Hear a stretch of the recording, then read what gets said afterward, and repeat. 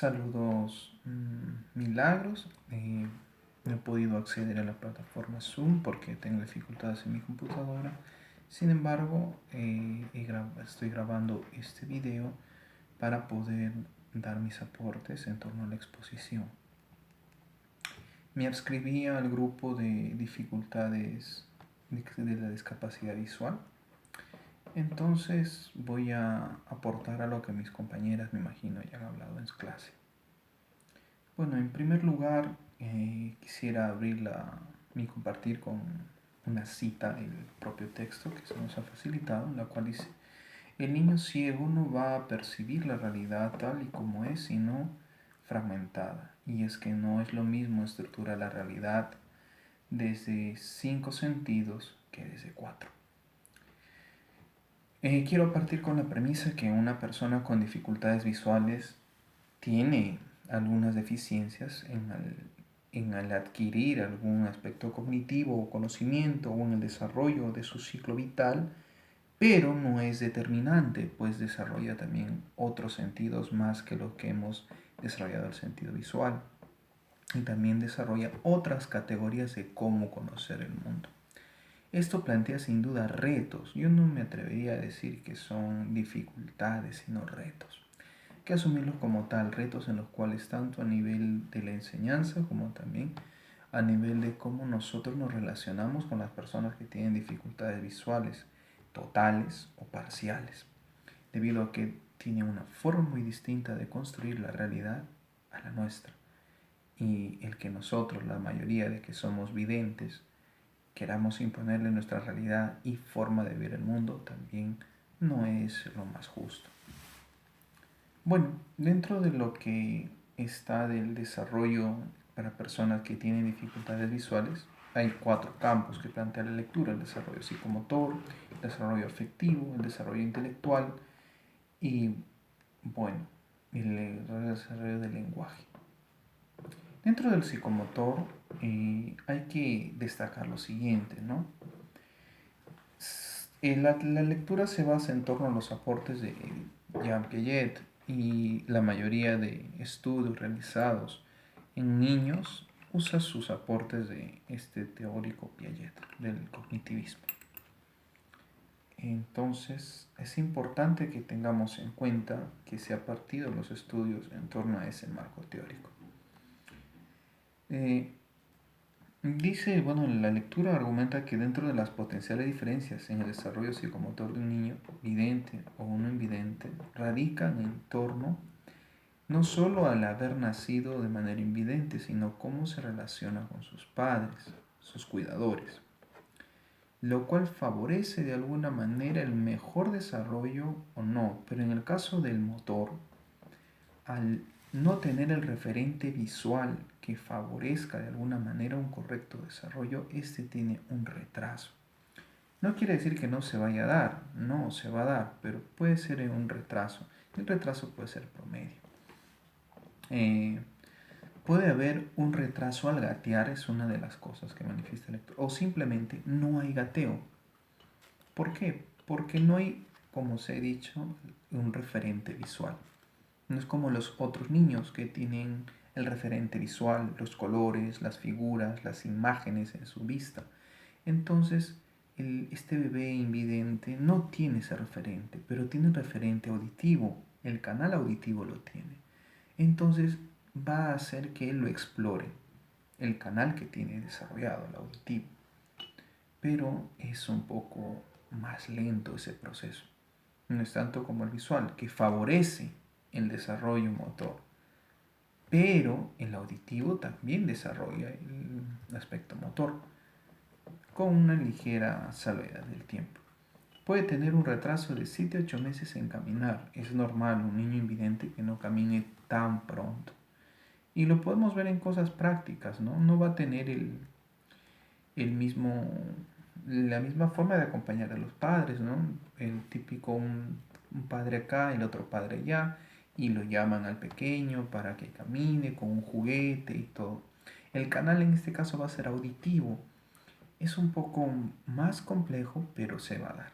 No es que no se va a dar. Y bueno, suele presentar movimientos repetitivos sin un fin adecuado. Y esto Piaget lo tiene en cuenta, los movimientos motores de las manos, de los pies. En el caso de los bebés es porque quieren de alguna manera relacionarse con el objeto que están viendo, con el referente visual, que para ellos es totalmente desconocido. En cambio, el bebé que no tiene la capacidad visual, el único referente que tiene es el auditivo. Entonces, no podríamos afirmar categóricamente, pero hay una pequeña distinción, ¿no? Un disturbio en cómo puede ir aprendiendo el pequeño.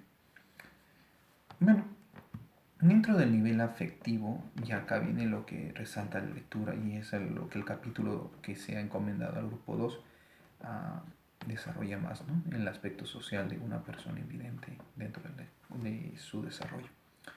En el afectivo depende mucho del potencial de los cuidadores. Digo potencial de los cuidadores porque la lectura hace referencia a mamá, pero no solo la mamá es la única cuidadora del pequeño. Puedes tener una mamá que es totalmente irreverente en torno a la discapacidad de su pequeño, pero puede tener una abuela o una tía muy muy buena que le da de lactar y le da el apoyo emocional necesario y se desenvuelve este niño invidente con el pequeño retraso, pero se desenvuelve después bien en el aspecto afectivo.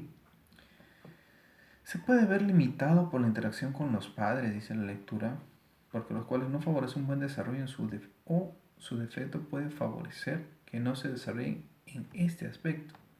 ¿Cómo no lo pueden favorecer? Algunos padres cuando descubren que su hijo es invidente no se olvidan prácticamente que existen otros canales para conectar con el bebé. Una mamá o una cuidadora de un bebé vidente tiene conexión visual, tiene ese, esa interacción por el aspecto visual, le cantan nanas, hay un cierto apego y se va generando de esa manera la afectividad. Se va reforzando la autoestima del pequeño. Pero las cuidadoras que no tienen a un bebé con capacidad de ver o capacidad visual no conectan miradas. Pero eso no quiere decir que no tenga el canal. Tiene el otro canal que es el auditivo, que es el que normalmente usan nuestras madres. Cuando nos cantan, nos llaman por nuestro nombre, nos cantan nanas, canciones de cuna. El simple hecho de compartir el contacto corporal ya es una forma de desarrollar la afectividad. Pero ¿qué pasa? El pequeñito, el bebé, a una edad comienza a sonreír y al no tener el referente visual, los padres a veces suelen decir de que, bueno, no hay motivo para la sonrisa, que normalmente un niño que sí tiene la capacidad visual, los padres lo refuerzan porque va dirigido, hay conexión y en ese sentido lo refuerzan los padres. Pero el niño que no es vidente, que es un invidente, sonríe, pero los padres no refuerzan el canal auditivo, porque el bebé sí va a comenzar con el tiempo a discriminar, al igual que el bebé que es vidente, la voz de sus padres, la voz de papá, la voz de mamá, la voz del abuelo, la voz de la abuela, la voz de la prima o de la tía. Van a discriminar tanto el vidente como el invidente, pero el invidente va a hacer uso más frecuente de este canal. Entonces, si los padres potencian ese canal, le cantan las nanas, le cantan, lo arrullan, le fortalecen su afectividad, este niño se va a desarrollar afectivamente y va a desarrollar también una autoestima que va a ser la necesaria para poder asumir los retos que se le vienen a un futuro, porque sí o sí los va a tener. Bueno, dentro del desarrollo del lenguaje, la lectura hace un interesante análisis. Al no haber el imago, como dicen las teorías psicoanalíticas, una proyección de una imagen, en el lenguaje para un niño que no es vidente le dificulta un poco el empleo del yo cuando están comenzando a escribir el lenguaje dentro de su comunicación, pues no tienen la capacidad de desarrollar al otro, al que está fuera de mí, no lo visualizan, entonces pueden dificultades para poder saber la permanencia de objeto.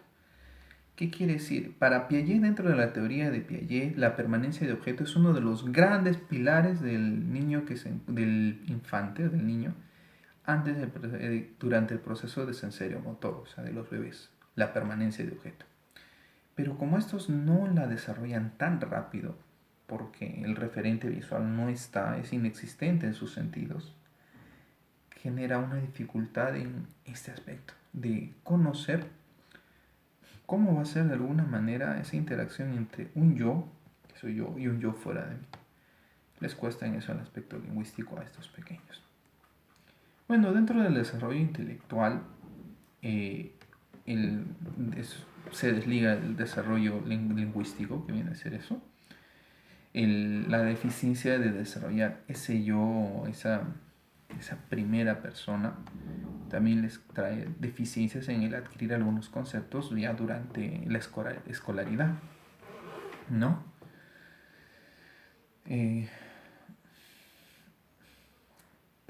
Lo más serio que puede tener un niño invidente es la enorme dificultad de ubicarse en el espacio y en el tiempo. Y es un reto con el cual van a tener que lidiar toda su vida una persona invidente.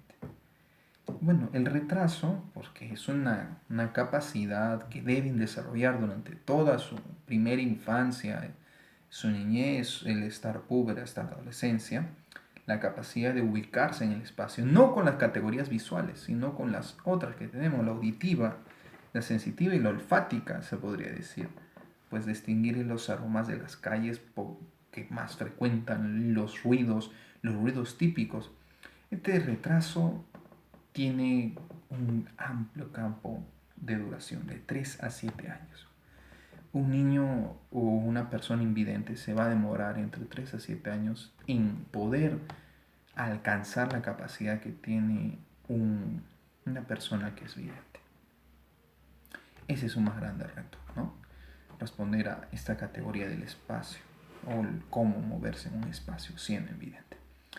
Y bueno, el carecer de un referente visual, las categorías lingüísticas, como se desliga del lenguaje, relacionados con referentes, por ejemplo, reales, pueden tener dificultades. Para la adquisición de algunos conceptos que para nosotros los videntes los damos por sentados o se pueden dar los ejemplos, ¿no? Por ejemplo, una clase de geografía ya en la secundaria, un niño invidente que ha nacido invidente no va a entender muy bien o no va a tener un referente práctico de la vida diaria para referirse a una montaña, a una conurbación, pues nunca la ha visto. En el caso de ciencia no va a poder comprender tan rápido el concepto de átomo. No quiero decir que sea imposible para esta persona, le va a demorar un poco más de tiempo. El concepto de átomo, el concepto de sol, de nube, de etéreo, referentes que nosotros creamos imágenes para intentarlas entender, pero para él el canal visual está limitado. Entonces tenemos que buscar la forma de hacerle llegar por el tacto este canal. La lectura plantea un ejemplo que me parece curioso, pero también salvable. O sea, se puede corregir en el caso de decir una montaña. Un niño invidente o que ha sido invidente toda su vida no va a tener la categoría montaña en su construcción conceptual o en su cabeza porque no la ha visto nunca, no ha hecho experiencia de la montaña. Pero si se le presenta una maqueta en la cual palpe la textura, cómo es la montaña, y decirle, bueno, esto que estás sintiendo es una montaña, pero una montaña es mucho más grande que esto. Imagínatelo muy, muy grande, de miles de kilómetros. Allí el estudiante podría tener un referente, una imagen mental, un imagen de lo que ha tocado. Igual con el átomo, ¿no? Crear una maqueta de átomo y hacerlo tocar y decirlo, este vendría a ser un átomo, pero imagínatelo ahora muy chiquitito, imperceptible al ojo humano. Es como tú miras ahora. El átomo nosotros tampoco lo miramos, pero así podría ser. Se da algunas salvedades, por ejemplo, el átomo necesitaríamos ver los neutrones, los protones, cómo reaccionan en tiempo real, ¿verdad? Pero ya siquiera la persona invidente, este estudiante invidente, ya tiene un referente conceptual. Eso es uno de sus limitantes intelectuales. No quiere decir que no pueda tener la capacidad de adherir el concepto, sí lo va a adherir, pero va a tener dificultades porque no tiene experiencia práctica para conectar el concepto con un referente en su historia, en su experiencia práctica. Consecuencias de la discapacidad en lo social, ¿no? Ahora vamos a lo que nos compete.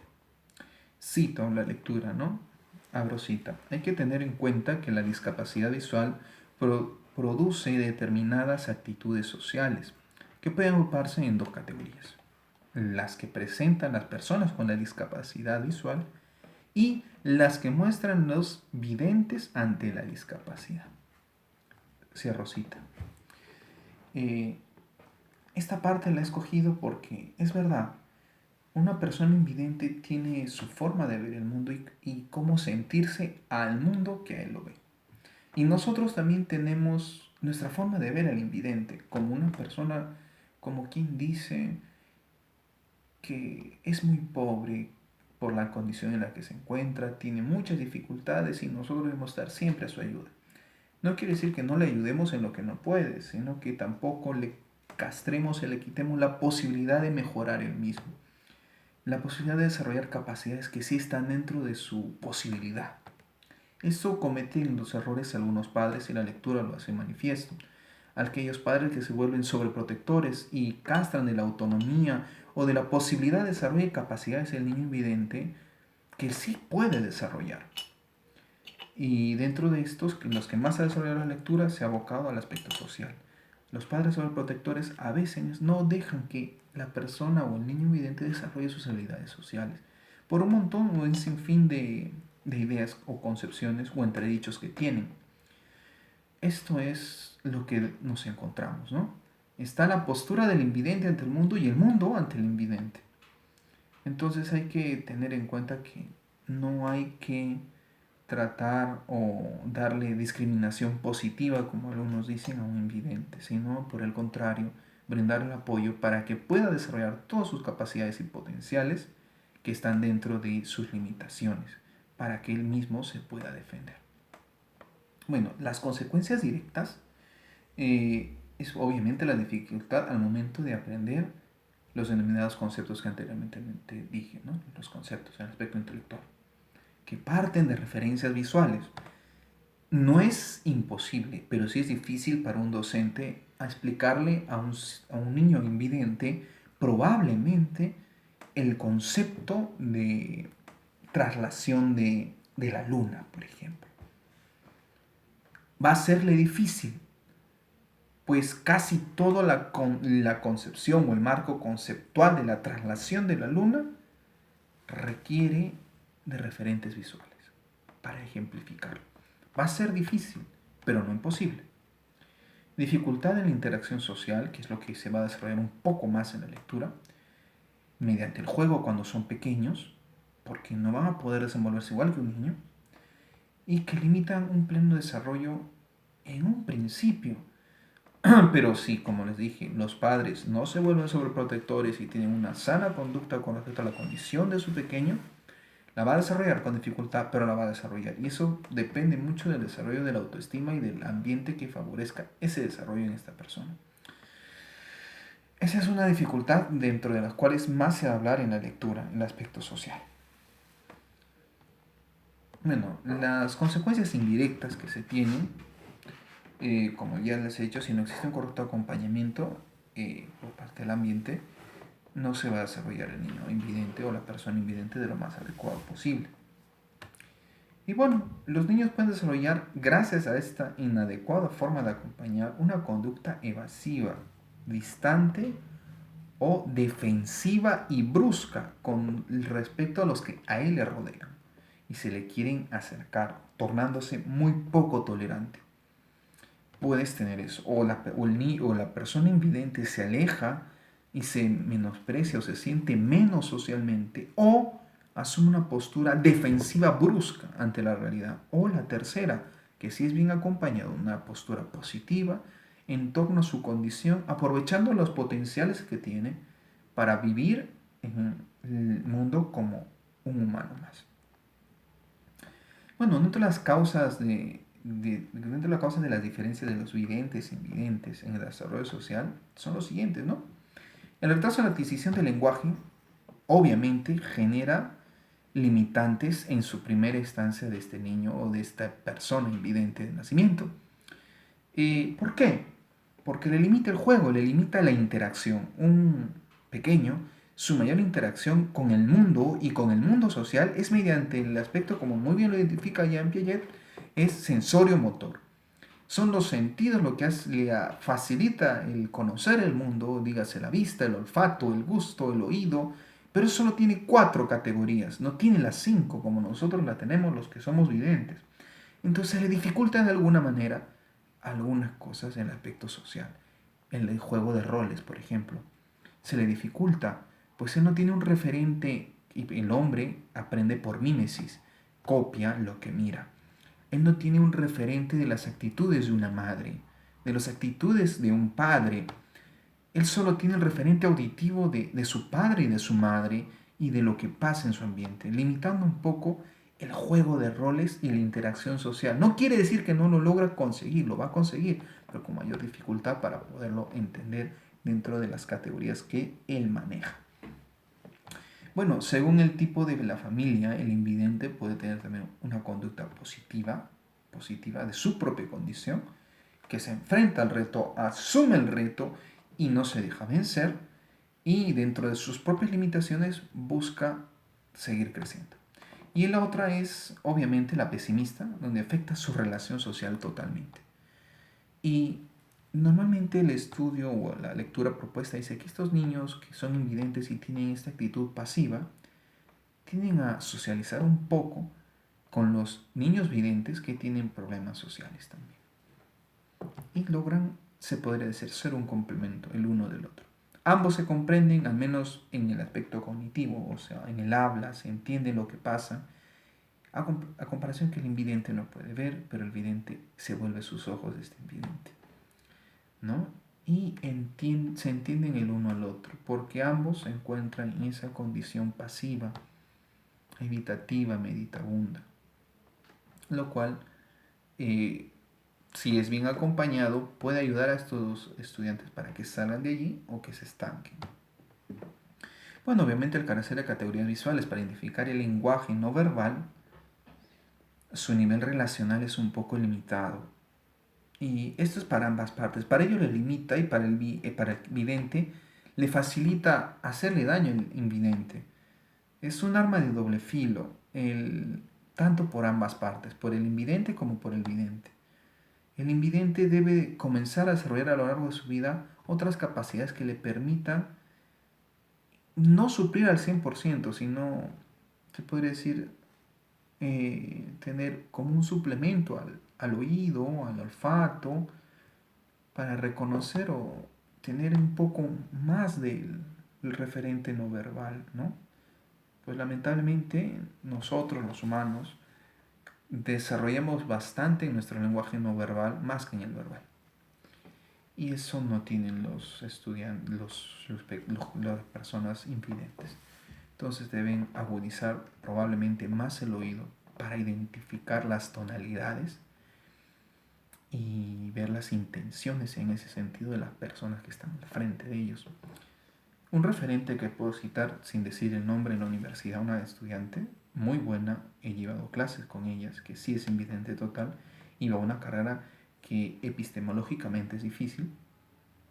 Ella sí logra identificar las voces y los variantes de esa voz y sabe cuando una persona está asustada o con miedo y también cuando una persona probablemente le está mintiendo.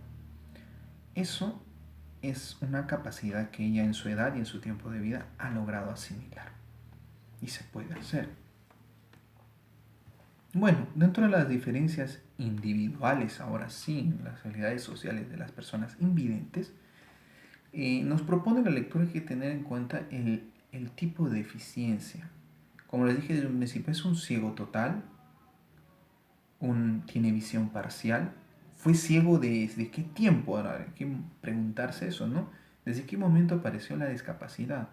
Si es una persona que fue quedando ciega con el tiempo, o sea, de pequeño, sí pudo ver, tiene la categoría de los colores. Esa es otra cosa que me estaba olvidando. Un invidente no va a tener categoría de amarillo, rojo, azul, verde, morado. Los colores como nosotros los tenemos, nunca lo va a tener. Y ahora, bien, si una persona quedó invidente, tiene las categorías de un vidente. y se le va a hacer un poco más sencillo. Solo que le va a costar adaptarse ahora a ser invidente. Bueno, otra cosa es el ambiente familiar, la aceptación versus la confianza que brinde el ambiente para aceptar esta condición. El contexto educativo, muchas veces los docentes suelen o sobreproteger o subestimar a un invidente. Y esto no se debe dar, sino debe buscarse los canales más apropiados para que él pueda desarrollarse en plenitud dentro de sus posibilidades. Pues no quiere decir que el que no tenga la capacidad visual no pueda aprender. Su forma de aprender es distinta. Eso es lo que hay que tener en cuenta. Bueno, otros de eso es las deficiencias asociadas. La lectura no ahonda mucho, pero es bien consistente. Es muy difícil que un estudiante de ser invidente tenga otra deficiencia asociada, pero pueda que lo haga, como pueda que no.